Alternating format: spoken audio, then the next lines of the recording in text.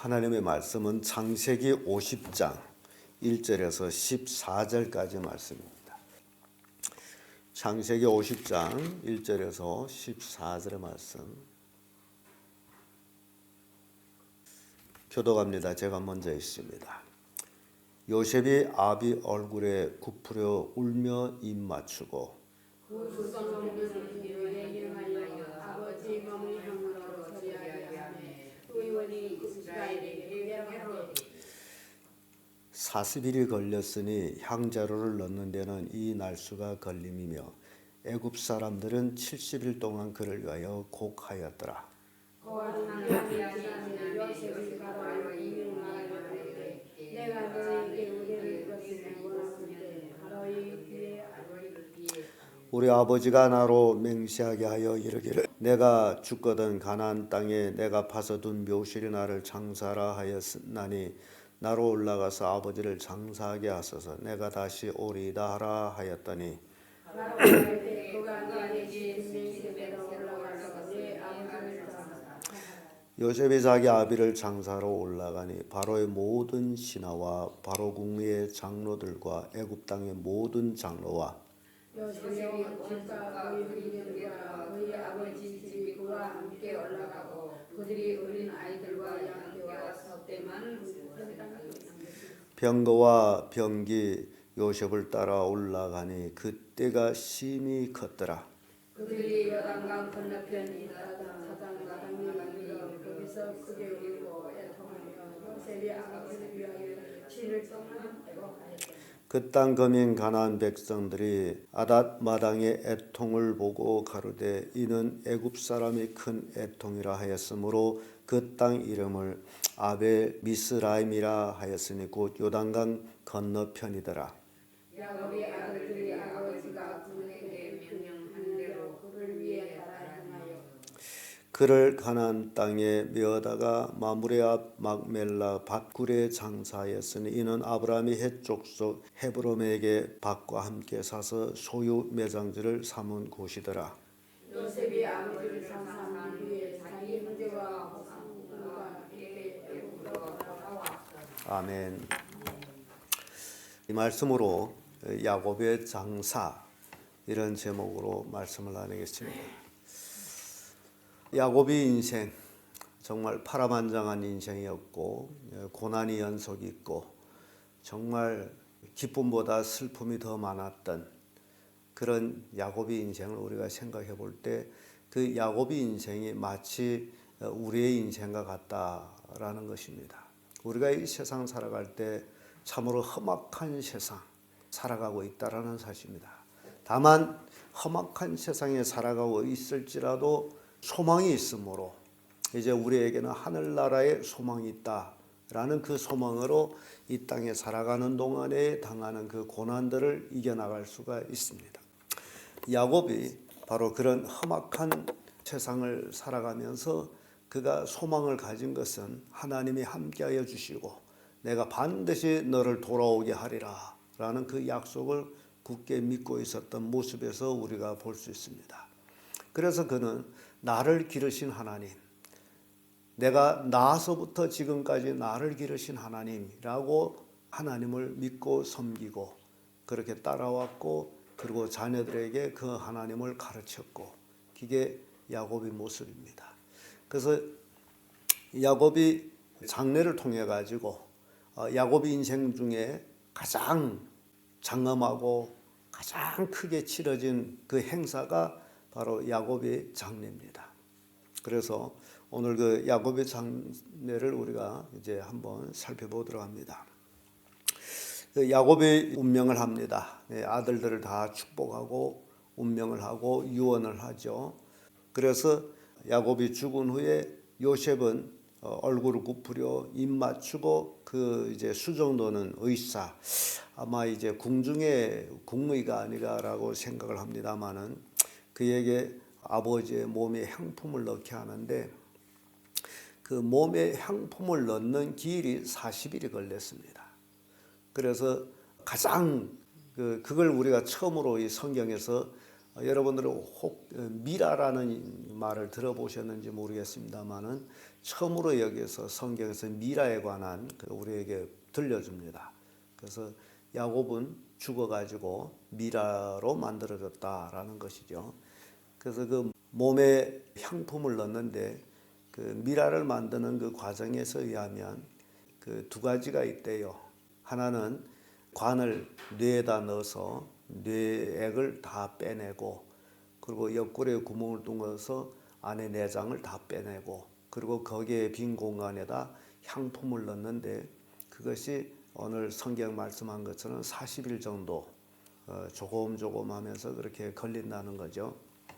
그래서 시신을 오래 보존할 수 있도록 그렇게 했다라는 것은 바로 야곱이 뭐 어떤 공로가 있어가 아니고 요셉이 애굽에서의 그 귀족 위치, 황제 버금가는 그 자리에 요셉이 있었으므로 요셉의 아버지 야곱이 애굽에서는 귀족에 해당하는 그런 대우를 받았다라는 것이죠.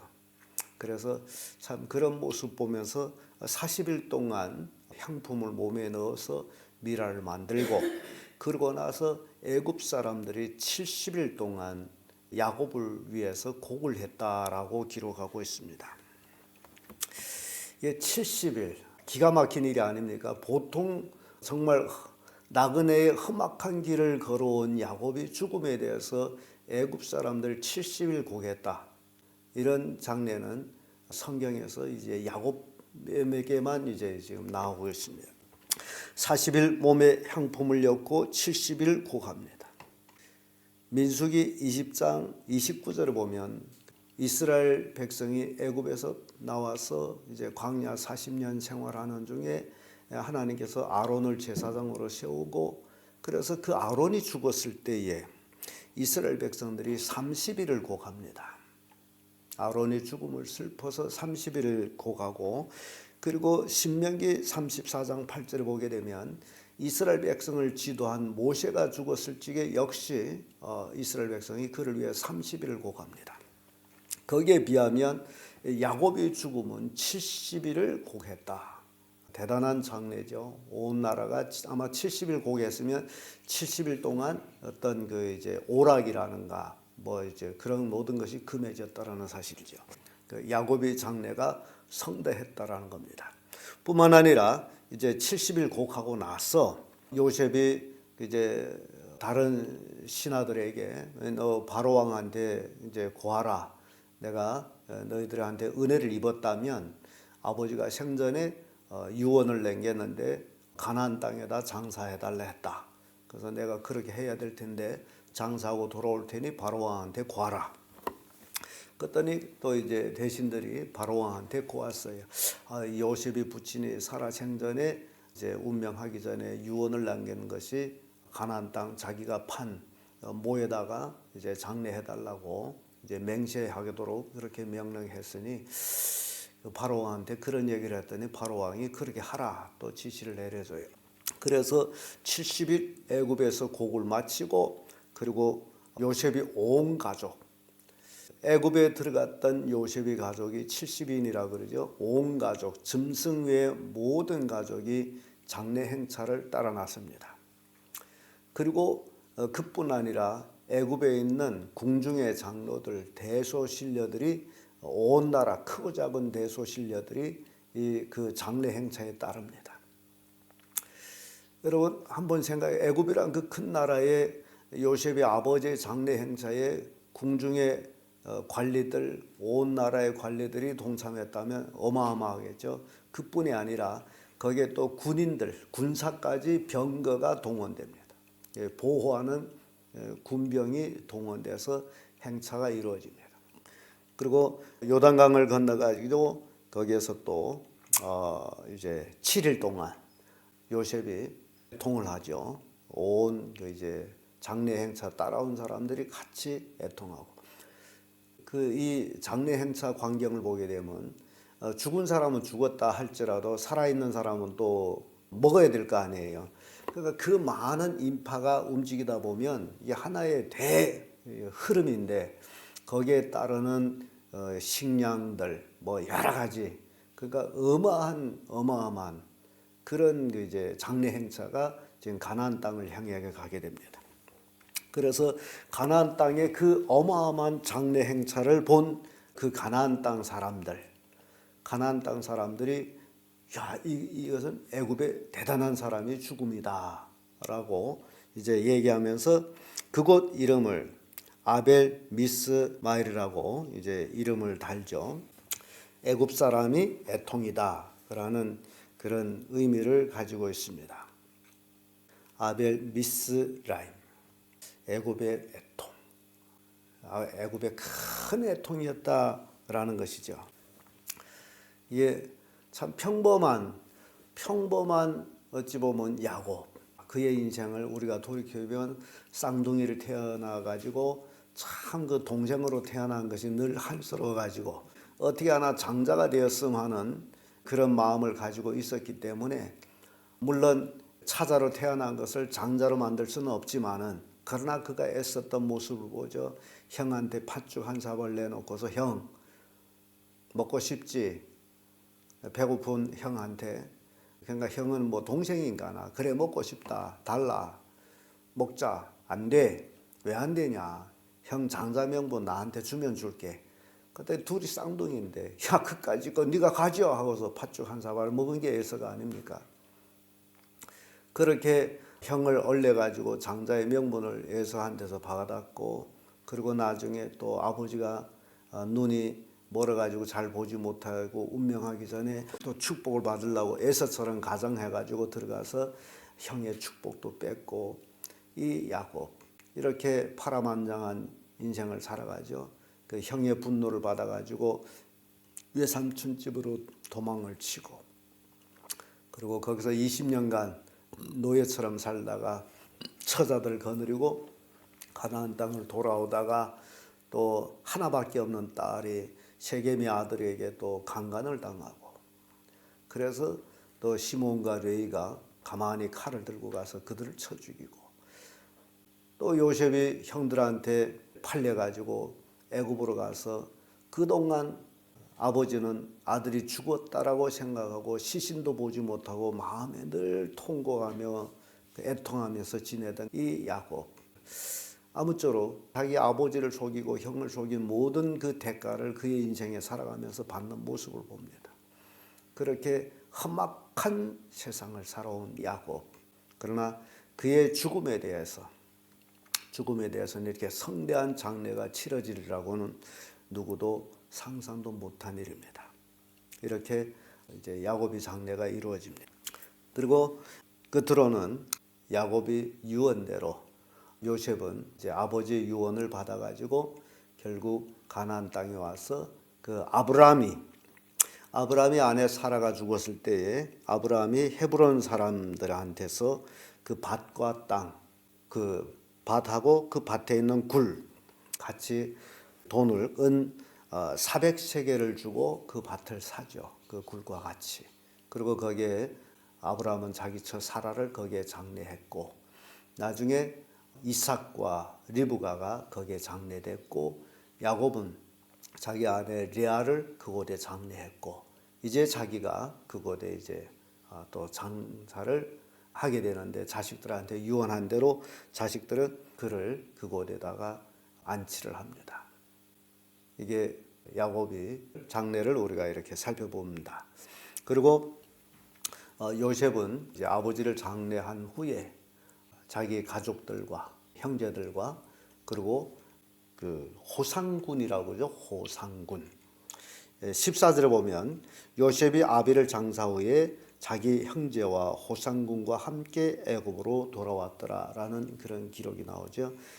전체적인 의미를 볼 때는 함께 나갔던 모든 사람과 함께 돌아왔다. 애굽으로 다시 돌아가죠. 이게 창세기 기나긴 이제 창세기 1장에서부터 쭉 우리가 살펴보며 오다 보니 이제 50장의 중반까지 왔습니다. 그동안 참 많은 세월이 이제 우리가 시간을 보내면서 이게 하나하나 이제 살펴보며 왔는데 참 그 하나님을 잘 섬기는 자의 결과라고 생각하면 돼요. 우리도 이 땅에서 하나님을 잘 섬길 때에 우리가 이 세상 떠날 때에 하늘나라의 천군 천사가 우리를 맞이해서 줄 것이다. 그래서 아마 우리에게 가장 성대한 날이 이 세상에 태어나는 그 날보다 우리가 이 세상을 떠나는 날, 그 날이라고 생각합니다.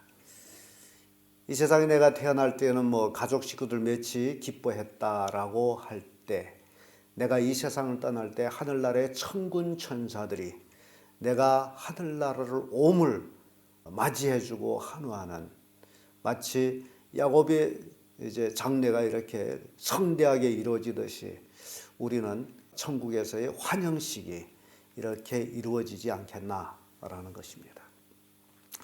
아마 가장 우리 인생의 멋진 날이 우리가 이 세상을 떠나는 날입니다.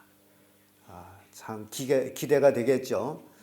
너무너무 기대되는 그런 우리가 이 세상 떠나는 날인데, 그런 천군 천사의 환호를 받으려면 바로 이제 야곱처럼 험악한 인생에 오로지 하나님만 의지하고 하나님만 영화롭게 하는 삶을 사는 자에게 이루어지는 것이다.